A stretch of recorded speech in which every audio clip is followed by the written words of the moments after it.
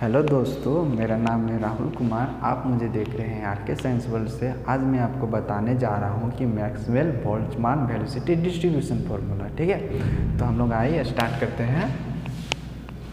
Topic मेरा है Maxwell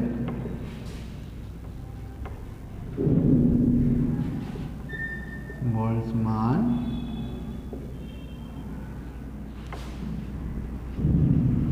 velocity distribution formula. तो इसको हम लोग जानने से पहले इसका थोड़ा सा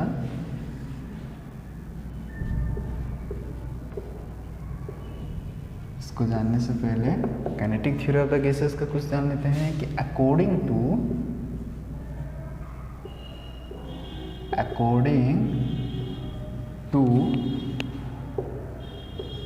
kinetic theory of gases,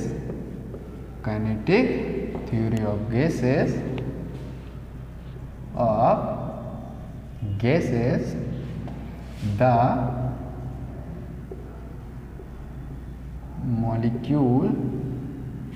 molecules of gas are in random motion. जो मॉलिक्यूल होंगे गैस का वो हमेशा रैंडम मोशन में होते हैं। ठीक है, और विथ वेरियस वेलोसिटी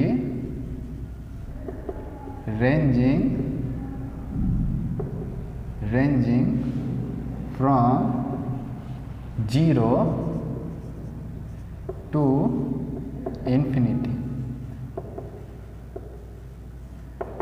ठीक है, मतलब according to the kinetic theory of the gases के अनुसार हम लोग जानते हैं कि जो गैस का जो मॉलिक्यूल्स होंगे वो क्या होंगे, रैंडम मोशन में होंगे विद द वेरियस वेलोसिटी। जिसका जो वेलोसिटी होगा वो बहुत ही ज़्यादा होगा, मतलब कि प्रत्येक मॉलिक्यूल का कुछ ना कुछ अलग वेलोसिटीज़ होंगे। ठीक है, जिसका जो रेंजिंग क्या होंगे, 0 to इन्फिनिटी, मतलब उसका जो वेलोसिटी होगा 0 से इन्फिनिटी तक ही होगा। The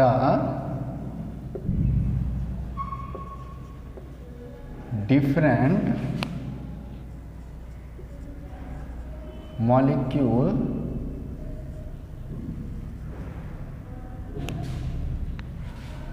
of gas are in different velocity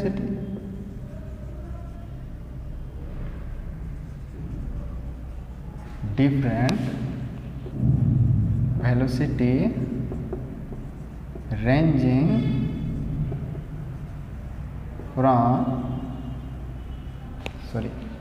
from नहीं होगा, डिफरेंट वेलोसिटी। रेंज तो हम लोग जानते हैं पहले ही, जो 0 to इन्फिनिटी होगा। मतलब the different molecule of the gas जो होंगे वो डिफरेंट वेलोसिटी होंगे। कहाँ पर, एट गिवन टेम्परेचर। जो दिया हुए टेम्परेचर पे, कोई भी खास टेम्परेचर पे यदि हम देखें तो उसका प्रत्येक मॉलिक्यूल का जो डिफरेंट मॉलिक्यूल्स होंगे वो उसका डिफरेंट वेलोसिटी भी होंगे, अलग अलग वेलोसिटी होंगे। ठीक है, यहाँ तक हो गया एज्यूम्शन थोड़ा सा। उसके बाद इसी के अनुसार से बोल्ट्जमान वेलोसिटी डिस्ट्रीब्यूशन को ड्राइव किया है according to Maxwell Boltzmann velocity distribution formula. According to the Maxwell Boltzmann velocity distribution formula से हम लोग सब जानते हैं क्या होगा। इन्होंने बताया कि the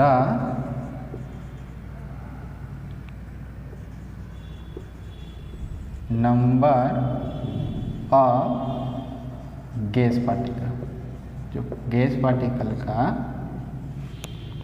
number of the gas particle, जिसमें एटम या मॉलिक्यूल भी हो सकते हैं, ठीक है। गैस का मॉलिक्यूल जो क्या होंगे, having velocity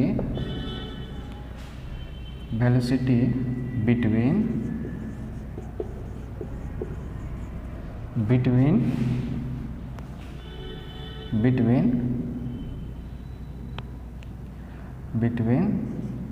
v to v plus dv, ठीक है,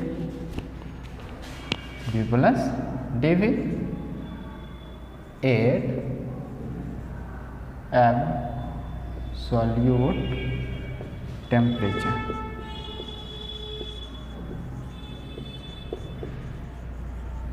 इज गिवन बाय, जो इस प्रकार से दिया गया है, ठीक है। देखिए यहाँ पर जो Maxwell Boltzmann velocity distribution formula कहता है कि जो नंबर होगा, the number of the gas particles, ठीक है, जिसमें एटम्स हो सकते हैं या तो मॉलिक्यूल्स हो सकते हैं, जिसका जो वेलोसिटी होगा v प्लस dv तक, v to v plus dv तक, एक कोई खास टेम्परेचर T पर वो इस प्रकार से दिया हुआ है कि जो D होगा, D एंड V, ये क्या दर्शाता है, number of the gas particle the number of the gas particle और वेलोसिटी भी, जिसका वेलोसिटी भी होगा, वो कितना number of the gas particle होंगे उस कंटेनर में, वो होगा 4 पाई n m by 2 pi kBT का power 3/2 into exponential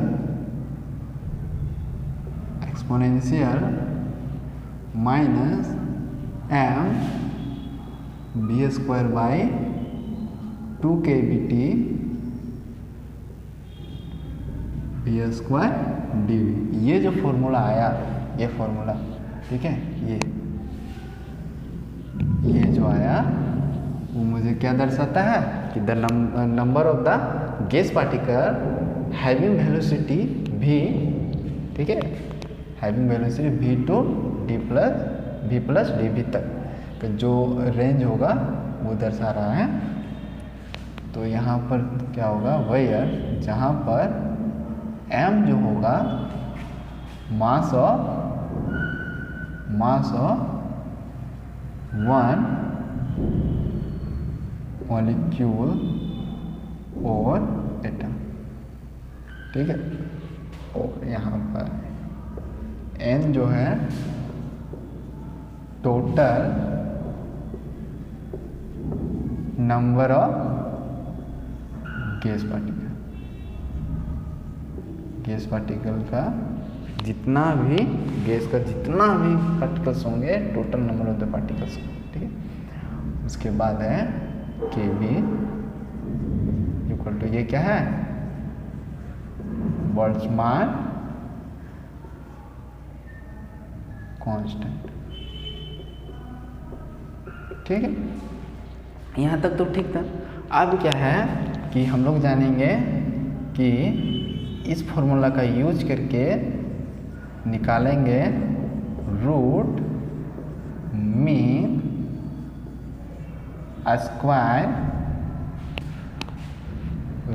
square velocity, ठीक है, जिसको हम लोग VRMS भी कहते हैं।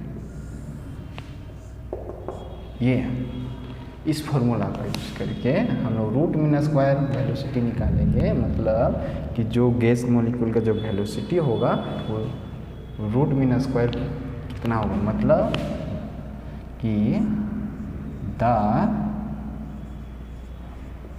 Root mean square velocity is evaluated by taking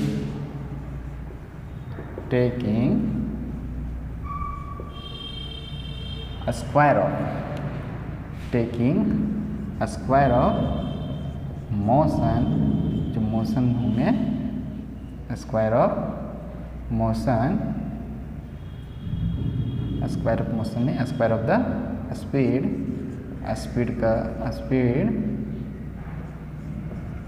calculating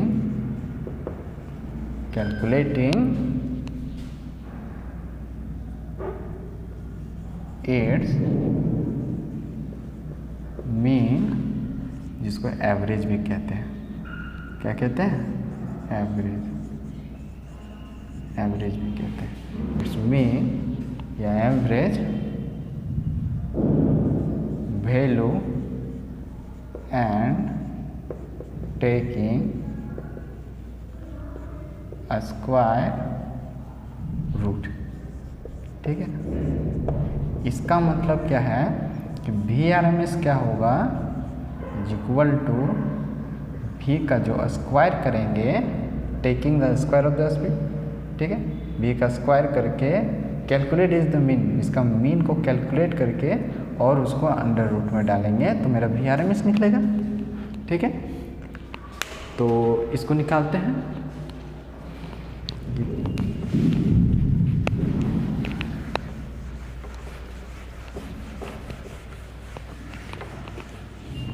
अब देखिए है क्या, सो मेरा DNV उतना है, तो पहले क्या करना है कि V स्क्वायर का एवरेज निकालना है।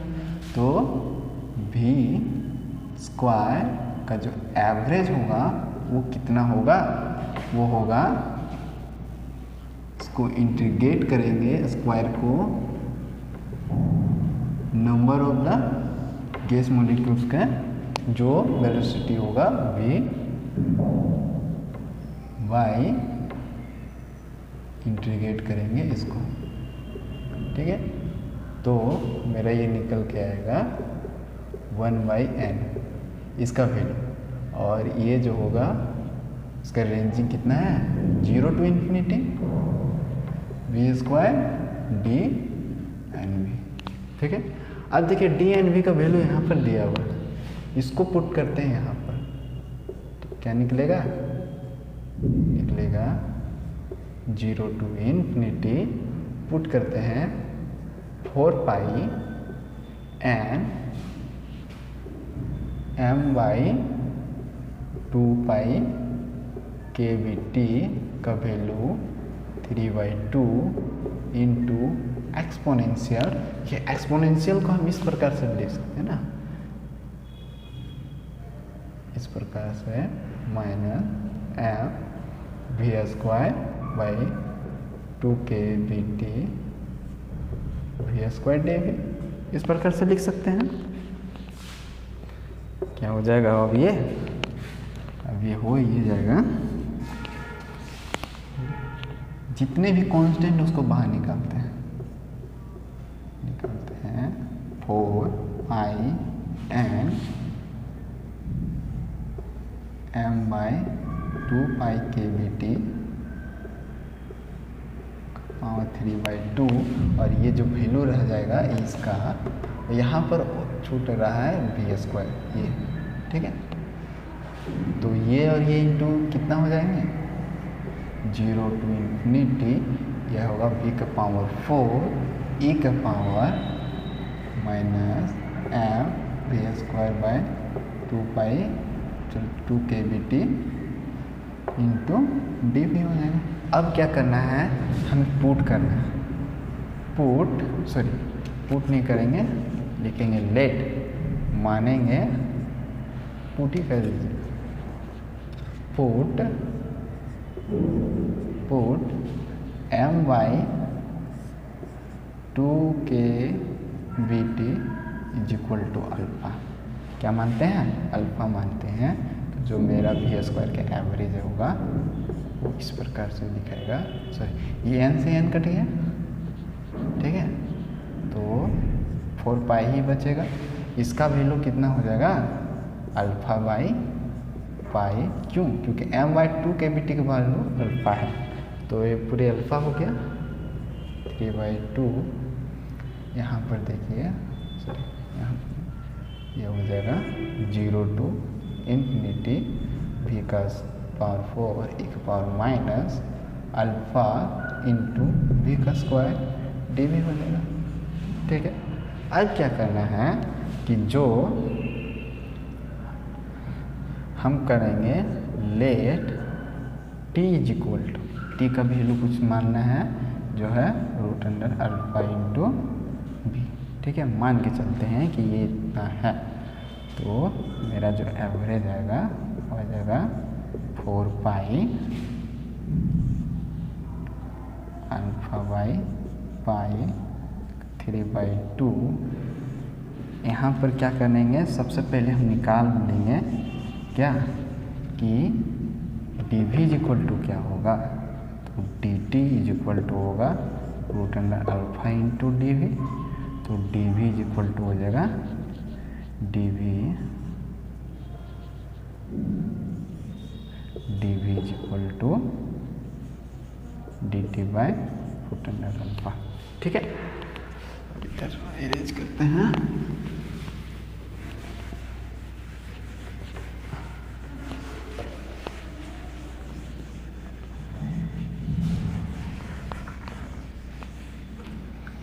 देखिए, अब हम क्या करेंगे, इस वैल्यू को यहाँ पुट करेंगे, क्या निकल जाएगा, बी स्क्वायर का जो एवरेज होगा वो होगा 4 पाई अल्फ़ा बाई पाई का वैल्यू 3/2 इंटू जो इसका वैल्यू क्या आ जाएगा 0 to इन्फिनिटी v का पावर 4 है। इसका मतलब कि v का पावर यहाँ 4 होगा, v इज इक्वल टू क्या हो जाएगा t बाई रूट अल्फ़ा होगा ना। तो हम यहाँ क्या होगा t के पावर 4 बाई अल्फ़ा का स्क्वायर होगा जाएगा ना, इंटू ई का पावर माइनस अल्फ़ा इंटू भी रूट अल्फ़ा इंटू भी इज इक्वल टू टी है।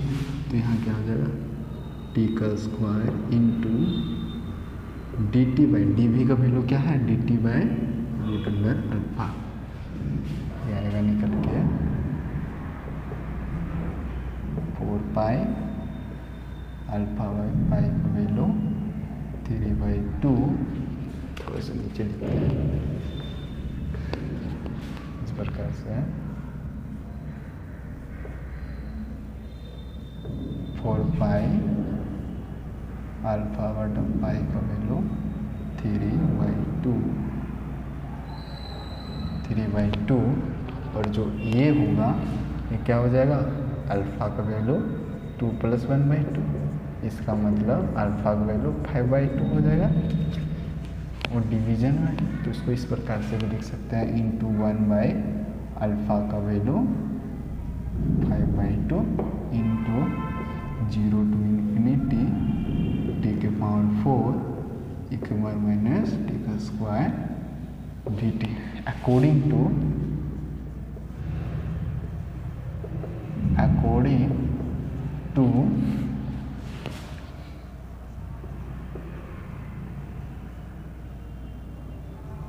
गामा फंक्शन के अनुसार हम लोग जानते हैं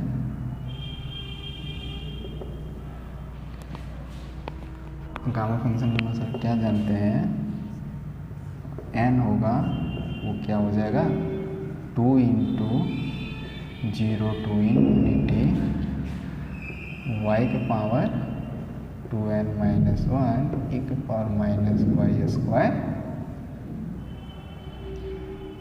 डी वाई। ठीक है, ये होता है। अब इसका वैल्यू यहाँ पुट करेंगे तो मेरा यहाँ का टी का पावर 4 है, y का वैल्यू, तो हम यहाँ n का वैल्यू मेरा क्या निकल के आएगा 2n - 1 is equal to 4, 2n is equal to 5, n is equal to 5/2 आएगा। n का वैल्यू कितना होगा तो मेरा जो एवरेज आएगा, एवरेज 4 पाई अल्फा बटा पाई का वैल्यू 3/2, 1 बाई अल्फा का वैल्यू 5/2, 0 टू इन्फिनिटी, ये टी का पावर कितना है 4 है, सॉरी ये क्या हो जाएगा, ये गामा फंक्शन में चेंज होके गामा फंक्शन में चेंज होगा इस प्रकार से, यहाँ हो जाएगा 5/2, एन का वैल्यू मेरा इतना ही है, ठीक है। वाई की जगह टी है सिर्फ, तो ये हो जाएगा 4 पाई अल्फा बटा पाई का वैल्यू 3/2 इंटू 1 बाई अल्फा का वैल्यू 5/2। अब इसका वैल्यू कितना होगा, हम लोग जानते हैं क्या, n+1 = होता है n इंटू गामा n, ठीक है। तो मेरा ये कितना है 5/2 है, तो इसको इस फॉर्म में यदि बदलते हैं तो ये खाई निकलता है, तो 3/2 + 1 इस प्रकार से भी हम लिख सकते हैं। तो क्या इसको लिख सकते हैं 3/2 इंटू, और फिर इसको क्या करेंगे 3/2 को फिर तोड़ेंगे इस फॉर्म में, तो क्या निकलेगा 1/2 + 1 इस प्रकार से 1/2, ये गामा 1/2, और हम लोग क्या जानते हैं 1/2 = पाई होता है, √पाई होता है। इसका मतलब हो गया, इसका मतलब क्या हो गया कि देखिए, इसका मतलब हो गया, इसका मतलब क्या हो गया, ये कितना टूटेगा, ये होगा 3/2 इंटू 1/2 √पाई, ठीक है, इतना आएगा। ये 4 पाई हो जाएगा, ये अल्फा बटा पाई का वैल्यू 3/2 इंटू 1 बाई अल्फा का वैल्यू 5/2 इंटू ये क्या हो जाएगा 3/4। यहाँ कुछ छूटा है क्या कि यहाँ 1/2 होगा, क्यों, क्योंकि 2 इंटू है, यहाँ तो 2 है ही नहीं, तो ये क्या है डिवाइड में आ जाएगा, तो ये हो जाएगा 8 इंटू 1/2, यहाँ 8 हो जाएगा इस प्रकार से। तो होगा 4 पाई, अल्फ़ा का वैल्यू कितना आएगा, देखिए अल्फ़ा का वैल्यू कितना आता है और पाई का वैल्यू कितना है, यहाँ पाई का कितना है, सोचिए पाई का यहाँ 1 है, यहाँ कितना है 3/2 - 3/2 होगा, और यहाँ है +1/2, ठीक है। अब तीनों को जोड़ते हैं, तीनों को, तो कितना आता है पाई का वैल्यू, ये और ये जोड़ेंगे तो 3/2 - 3/2, तो कितना हो जाएगा पाई का वैल्यू 0, इसका मतलब 1, यहाँ क्या हो जाएगा, और ये 3 2 जाए 4 भी नहीं होगा, अब पाई का वैल्यू 0 इंटू अल्फ़ा का वैल्यू कितना होगा, इतना है, अल्फ़ा का देखिए 3/2 है, और ये कितना होगा -5/2, इसका मतलब अल्फ़ा का वैल्यू -1 होगा, ठीक है। तो ये हो जाएगा 1 बाई अल्फ़ा इंटू 3/2, इतना आएगा। इसका मतलब भी एवरेज का जो होगा स्क्वायर का वैल्यू कितना आएगा, वो आएगा यहाँ पर 3/2 इंटू अल्फ़ा।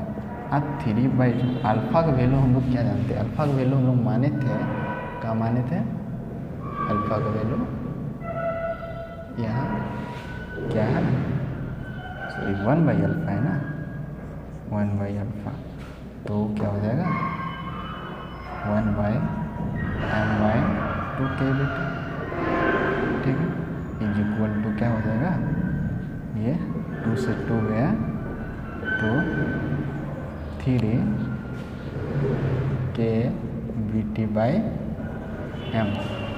ठीक है। यहाँ तक देखिए, इधर हो गई खत्म।